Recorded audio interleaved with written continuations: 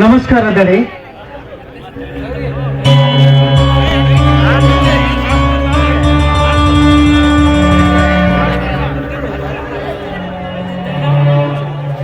ನಮಸ್ಕಾರ. ಬಾರುದ್ರ ರುದ್ರ, ಊರಲ್ಲೇನೋ ಗದ್ದಲ ಎತ್ತಿದೆಯಂತೆ. ಊರು ತುಂಬಾ ಸುದ್ದಿ ಹಬ್ಬಿಕೊಂಡಿದೆ. ಈ ವಿಷಯ ನಿಮಗೆ ಗೊತ್ತವೇ? ಗೊತ್ತಾಯ್ತಿರಿ ದಣಿ.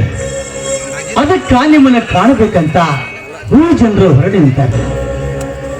ಊರು ಬರ್ತಾ ಬರ್ತಾ ಬಹಳ ಹೊಲಸಾಕತ್ತಿದ್ರಿಯಪ್ಪ. ಆ ತಿಮ್ಮನ ಮಗ ಕಾಳ ತಪ್ಪು ಮಾಡಿನಂತ್ರಿ. ಅದಕ್ಕೆ ಅವನು ಕರ್ಕೊಂಡು ಬಂದಾರೆ. ಎಲ್ಲಿದ್ದಾರೆ ಅವರು? ಕರೆಯವರನ್ನ. ಲೇ ನಾಯ ಹಣನ ಕರ್ಕೊಂಡು ಬರ್ರಿ ಅವನ್ನ.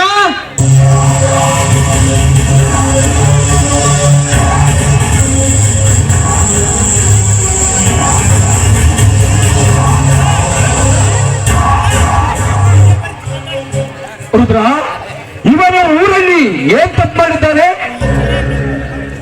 ಏನಂತ ಹೇಳ್ಬೇಕಿದ್ದೇನೆ. ಇವನು ಹಿಂದೊಮ್ಮೆ ಇದೇ ಊರಾಗ ಕಳ್ಳತನ ಮಾಡಿದ್ದೇನ್ರಿ. ಜೋಳದ ಗೂಡಿಗೆ ಬೆಂಕಿ ಇಟ್ಟಿದ್ದೇನ್ರಿ. ಅವತ್ತ ನೀವು ಇವನ ಕೈಕಾಲ ಮುರಿಬಹುದಾಗಿತ್ತು.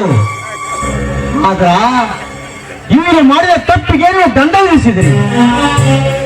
ಇಷ್ಟು ಸಾಲದಂತ ತಿಳಿದು ಇವತ್ತೇನು ಮಾಡಿದ ಗೊತ್ತೇನ್ರಿ? ಏನು ಮಾಡಿದ್ದಾನೆ? ಕೆಂಚನ ಮಗಳು ಕೂಲಿ ಮಾಡಬೇಕಂತ ತೋಟದ ಕಡೆಗೆ ಹೊರಟಾಗ ಅವಳ ಮೇಲೆ ಬಲಾತ್ಕಾರ ಮಾಡೋದಕ್ಕೆ ಪ್ರಯತ್ನ ಪಟ್ಟಿದ್ದೇನೆ. ಹೌದೇನರೇ ಕಾಣ? ಇಲ್ಲ ದಣಿ, ನಂದೇನು ತಪ್ಪಿಲ್ಲ. ಇವರು ಸುಳ್ಳು ಹೇಳ್ತಾ ಇದ್ದಾರೆ ದಣಿ.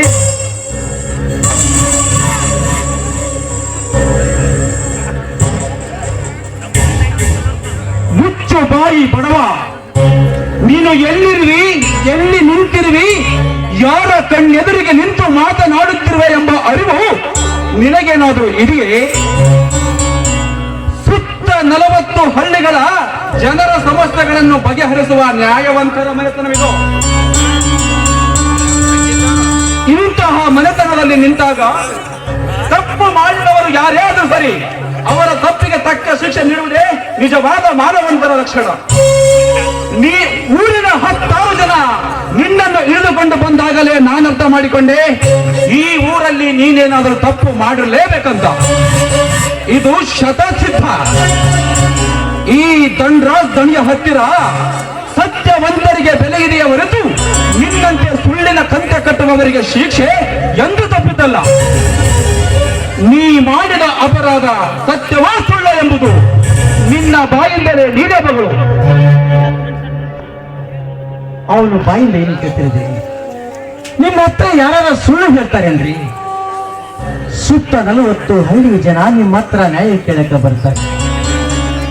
ನೀವು ನ್ಯಾಯ ಮಾಡಿದ ಮೇಲೆ ಮುಗಿದು ಸಾಕ್ಷಾತ್ ದೇವರು ನ್ಯಾಯ ಮಾಡಿದಂಗ ನಿಮ್ಮ ಮನೆತನ ಹುಟ್ಟಿದ್ದ ಸುತ್ತ 40 ಹಳ್ಳಿ ಜನಕ್ಕ ನ್ಯಾಯ ಮಾಡಕ ಹುಟ್ಟೈತಿ. ಇಂಥ ಮನೆತನ ಈ ಬಂಧದಲ್ಲಿ ಸತ್ಯ, ನ್ಯಾಯ, ನೀತಿ, ಧರ್ಮ, ಈ ಧರ್ಮ ಪದ ಉಸಿರು ನಿಮ್ಮಂತ ಮನೆತನ ಇಂಥ ನಾಡ ಹುಟ್ಟಿದ ಪುಣ್ಯ ಅಂತ ತಿಳಿದವ್ರಿ. ನಿಮ್ಮಂತವ್ರು ಜೀವಂತಿರೋದನಕ ನಾವು ನೀವು ಸುತ್ತಲೂ ತಳ್ಳಿಯ ಜನ ನಮ್ಮಲ್ಲಿರ್ತಾರೆ. ಆದ್ರೆ ಇಂಥ ದುಷ್ಟ ಏನಾಗ ಹುಟ್ಟಬಾರ್ದಾಗಿತ್ತು. ಹೌದು ರುದ್ರ, ನೀನು ಹೇಳುವ ಮಾತು ಸತ್ಯವಿದೆ. ತಪ್ಪು ಮಾಡಿದವರಿಗೆ ತಕ್ಕ ಪ್ರಾಯಶ್ಚಿತವಾಗಲೇಬೇಕು. ಇದು ನ್ಯಾಯವಂತರ ಮನೆತನ. ಇಂತಹ ಮನೆತನದಲ್ಲಿ ನಿಂತಾಗ ತಪ್ಪು ಮಾಡಿದವರು ಯಾರೇ ಆದರೂ ಸರಿ, ಅವರ ತಪ್ಪಿಗೆ ತಕ್ಕ ಶಿಕ್ಷೆ ನೀಡುವುದೇ ನಿಜವಾದ ಮಾನವಂತರ ಮನೆತನದ ಲಕ್ಷಣ. ಲೇಖನ, ಇವತ್ತಿನಿಂದ ನೀನು ಈ ಊರಲ್ಲಿ ಬದುಕಬಾರದು. ಹಿಂದೆ ಊರು ಬಿಟ್ಟು ತೊಲಗಬೇಕು. ಮರಳಿ ನೀನು ಈ ಊರಿಗೆ ಬಂದದ್ದೇ ಆದರೆ ನಿನ್ನ ಕತ್ತು ಕತ್ತರಿಸಿ ನಮ್ಮೂರ ಹನುಮಪ್ಪನ ಗುಡಿಯ ಮುಂದಿರುವ ಅಗತೆಯನ್ನು ಹೊಡೆಬೇಕಾಗುತ್ತದೆ. ಇದೇ ನನಗೆ ಕೊನೆ ಎಚ್ಚರಿಕೆ. ಹೊರಟು ಹೋಗು ಇಲ್ಲಿಂದ.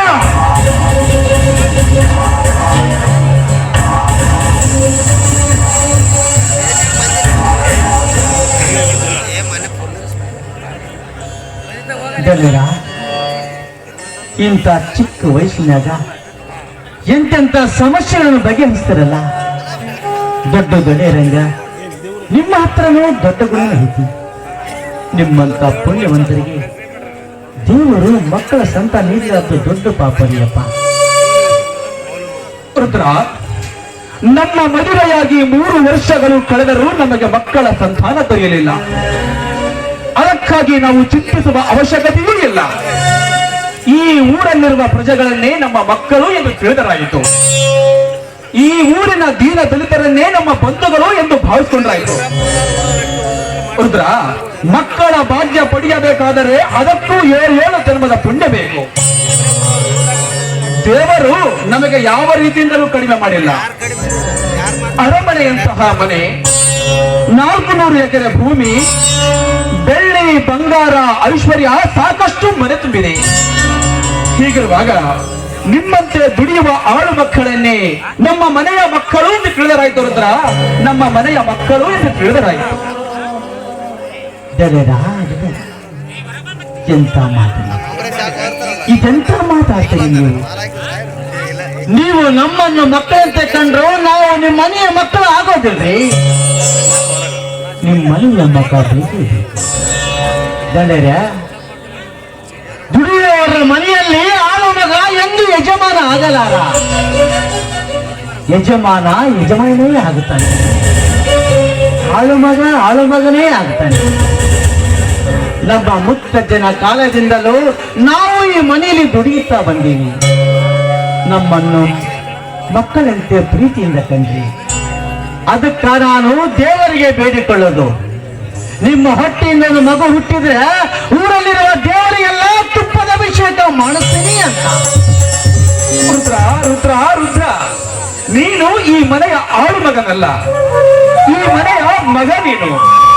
ನಿನ್ನಂತಹ ವಿಶ್ವಾಸಿಕ ಅಭಿಮಾನಿ ನಮಗೆ ದೊರೆತಿದ್ದು ಈ ಮನೆತನದ ಪುಣ್ಯವಿದೆ. ರುದ್ರ, ಈ ಮನೆತನದ ಪುಣ್ಯವಿದೆ. ಈ ನನ್ನ ಪುಣ್ಯ ಈ ಮನೆತನಕ್ಕೆ, ಈ ಮನೆ ಅನ್ನ ತಿನ್ನುವ ಪುಣ್ಯ ನನಗೈತೆ. ಈ ನಿಮ್ಮ ಋಣ ನಾನು ಯಾವಾಗ ಮುಟ್ಟಿಸ್ತನೋ. ರುದ್ರ, ಈ ಜಗತ್ತಿನಲ್ಲಿ ಪುಣ್ಯ ಮಾಡಿದವರಿಗೆ ಒಬ್ಬರ ಋಣ ಒಬ್ಬರು ಮುಟ್ಟಿಸುವ ಕಾಲ ಬಂದೇ ಬರುತ್ತದೆ.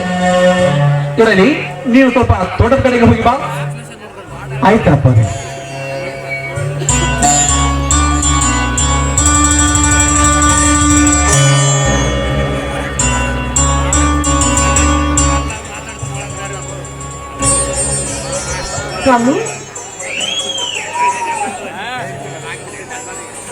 ಮಹಾದೇವಿ, ಎಲ್ಲಿಗೆ ಹೋಗಿದ್ದೆ?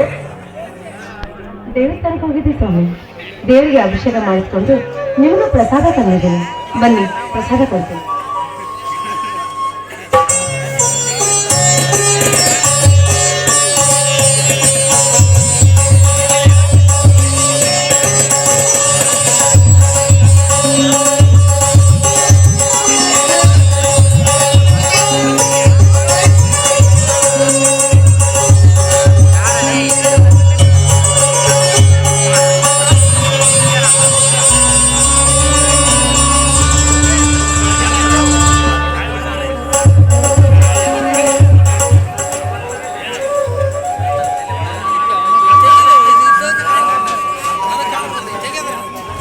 ಮಹಾದೇವಿ, ನಿತ್ಯ ದೇವರ ಗುಡಿಗೆ ಹೋಗಿ ಅಭಿಷೇಕ ಮಾಡಿಸಿ ಬರುವೆಯಲ್ಲ, ಯಾಕೆ ದೇವರ ಹತ್ತಿರ ಏನಾದರೂ ಹರಿಕೆ ಹೊತ್ತಿರ್ಬೇಕು? ಹೌದು, ನಿಮ್ಮಂತ ನ್ಯಾಯವಂತ, ಗುಣವಂತ, ನೀತಿವಂತ ಗಂಡನನ್ನಾಗಿ ನಾನು ಪಡೆದಿದ್ದೀನಲ್ಲ, ನನ್ನಲ್ಲಿ 7 ಜನ್ಮದ ಪುಣ್ಯ ಇದೆ. ಅದೇನ್ ಮಾಡೋದು, ಮದುವೆಯಾಗಿ 3 ವರ್ಷ ಗತಿಸಿದ್ರು ಕೂಡ ನನ್ನ ಹೊಟ್ಟೆಯಲ್ಲಿ ಒಂದು ಮಗು ಹುಟ್ಟಿದೆ. ಅದಕ್ಕೆ ಆದಷ್ಟು ಬೇಗ ನನಗೆ ಮಕ್ಕಳ ಸಂತಾನ ಭಾಗ್ಯ ನೀಡಿದ್ರು ನಿಮಗೆ ಅಭಿಷೇಕ ಮಾಡುತ್ತೇನಂತ ಆ ದೇವರ ಹತ್ರ ನಾನು ಅರಕೆ ಹೊತ್ಕೊಂಡಿದ್ದೆ. ಏನು ಅಂದ್ರೆ, ಈ ಹೆಣ್ಣಿನ ಜನ್ಮಕ್ಕೆ ಒಂದು ಮಗುವಾದ್ರೂ ಸಾಕು, ಅವಳ ಜನ್ಮ ಸಾರ್ಥಕವಾಗುತ್ತೆ ಅಲ್ವೇನ್ರಿ? ನೋಡು ಮಹಾದೇವಿ, ಇಲ್ಲದ ಆಸೆಗಳನ್ನು ಕೈ ಬೀಸಿ ಕರೆದು ಮನಸ್ಸಿಗೆ ಭಾರ ಮಾಡಿಕೊಳ್ಳಬೇಡ. ಈ ಕಲಿಯುಗದಲ್ಲಿ ಇನ್ನು ಮುಂದೆ ನಮ್ಮ ಹುಟ್ಟುವ ಮಕ್ಕಳು ಮುತ್ತುಗಳು ಆಗಬಹುದು, ನವರತ್ನಗಳು ಆಗಬಹುದು. ಒಂದು ವೇಳೆ ಹುಟ್ಟಿದ ಮಕ್ಕಳೇ ಅಡ್ಡ ದಾರಿ ಹಿಡಿದು ಬೆಳೆದರೆ ಹೆತ್ತ ಮನೆತನಕ್ಕೆ ಕುತ್ತುಗಳಾಗಬಹುದು, ಹೆತ್ತ ತಂದೆ ತಾಯಿಯಂದಿರ ಕುತ್ತಿಗೆ ಕತ್ತರಿಸುವ ಕಟುಕರಾಗಬಹುದು. ಬೇಡ ಮಹಾದೇವಿ, ಬೇಡ. ಬಯಸಿ ಬೆನ್ನಟ್ಟಿ ಬೇಡಿ ಕಾಡುವುದು ಬೇಡ. ಬರುವ ಭಾಗ್ಯವಿದ್ದರೆ ತಾನಾಗಿಯೇ ಬರಲಿ.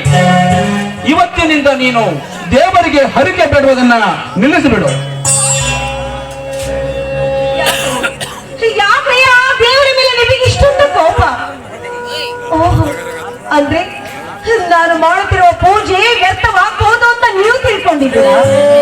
ಖಂಡಿತ ಇಲ್ಲ ರೀ, ಖಂಡಿತ ಇಲ್ಲ. ಇಂದಿಲ್ಲ ನಾಳೆ ನಮಗೊಂದು ಮಗು ಆಗುವುದು ಖಂಡಿತ. ಅವನು ಈ ಮನೆಯ ನಂದಾ ದೀಪ. ಅವನು ನಿಮ್ಮಾಗೆ ದೊಡ್ಡ ದನಿಯಾಗಿ ದೊಡ್ಡ ಕೀರ್ತಿ ತರ್ತಾನನ್ನ ಭರವಸೆ ನನಗಿದೆ ರೀ, ನನಗಿದೆ. ಈ ನನ್ನ ಆಸೆ ಈಡಿರುವುದರಲ್ಲಿ ಯಾವ ಸಂದೇಹವೂ ಇಲ್ಲ. ಮಹಾದೇವಿ, ಈ ನಿನ್ನ ಆಸೆಯನ್ನು ಈಡೇರಿಸಲು ಆ ಭಗವಂತ ಕಡಿತರಿಬೇಕಲ್ಲ. ಏನಂದ್ರೆ, ಆ ದೇವರಿಗಾಗಲೇ ಕಣ್ ತೆಗೆದಾಗಿದೆ. ಅಂದ್ರೆ ನೀನು ಹೇಳುವ ಮಾತು ಅದೇ ರೀ, ಅಂದ್ರೆ ನಾ ಹೇಳೋ ಮಾತು ಏನಂದ್ರೆ, ನೀವು ತಂದೆ ಆಗ್ತಾ ಇದ್ದೀರಾ, ನಾನು ತಾಯಿ ಆಗ್ತಾ ಇದ್ದೀನಿ. ಮಹಾದೇವಿ, ಮಹಾದೇವಿ, ಈ ಮಾತು ಸತ್ಯವೇ? ಛೀ, ಹೋಗಿಪ್ಪ, ನೀವು ಜಾಸ್ತಿ ಕೇಳಿದ್ರೆ ನಂಗೆ ನಾಚಿಕೆ ಆಗುತ್ತೆ ಅಷ್ಟೇ. ನಾನು ಎಂದಾದ್ರೂ ನಿಮ್ಗೆ ಸುಳ್ಳು ಮಾತಾಡಿದ್ದೀನ? ನಾ ಹೇಳೋ ಮಾತು ಸತ್ಯ ರೀ. ಮಹಾದೇವಿ, ಹಿಂದೆ ನೀನು ಎಷ್ಟೇ ಸಲ ನಾಚಿದರೂ ನನ್ನ ಮನಸ್ಸು ಬರೀ ನಗುತ್ತಿತ್ತು. ಆದರಿಂದು ಈ ನಿನ್ನ ನಾಚಿಕೆಯ ಸೌಂದರ್ಯ ನನ್ನ ಹೃದಯದ ನಡಗಿದ ಸಪ್ತ ಸ್ವರಗಳನ್ನ ಮೀಟಿ ಮನ ಕೂಗುತ್ತಿದೆ ಮಹಾದೇವಿ, ಮನ ಕೂಗುತ್ತಿದೆ. ಆ ನಿಮ್ಮ ಮನ ಏನಂತ ಕೂಗ್ತಾ ಇದ್ದೀರಿ? ನನಗೆ ಅಪ್ಪಿ ಮುದ್ದಾಡು ಎಂದು. ಬೇಡ ರೀ. ನೋಡಿ, ಎಲ್ಲರೂ ನಮ್ಮನ್ನು ನೋಡ್ತಾ ಇದ್ದಾರೆ. ಇಂಥ ಸಮಯದಲ್ಲಿ ನೀವು ಕೆಲಸ ಮಾಡೋದನ್ನ ಬಿಟ್ಟು ನನ್ನನ್ನೇ ಅಪ್ಕೊಂಡು ನಿಂತ್ರೆ ನೋಡಿದವರು ನಗಲ್ವೇನ್ರಿ? ನಗುವುದರಲ್ಲಿ ಏನಿದೆ ಮಹಾದೇವಿ? ನೀನೇ ನನ್ನ ಸತಿ, ನಾನೇ ನಿನ್ನ ಪತಿ. ಸರಿ ಬಿಡಿ, ನೀವ್ ಹೇಳಿದ್ಮೇಲೆ ಮುಗಿದೋಯ್ತು. ನಿಮ್ ಮಾತು ನಾನು ಕೇಳಲೇಬೇಕಲ್ಲ. ನಿಮ್ ಇಚ್ಛೆ ಹೇಗಿದೆಯೋ ಹಾಗೆ ಆಗ್ಲಿ.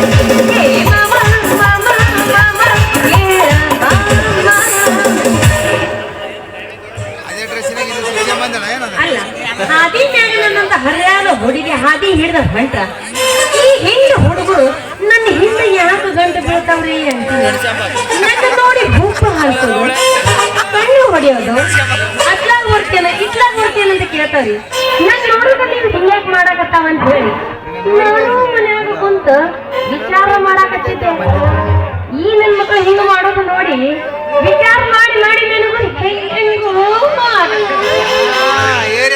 ನನಗೆ ಹೆಂಗಿಂಗೂ ಆಗ್ಬಾರ್ದು ಅಂದ್ರೆ ನಾನು ಜಲ್ದಿ ಮದುವೆ ಮಾಡ್ಕೋಬೇಕು ಇಂಥ ತಂಡೆ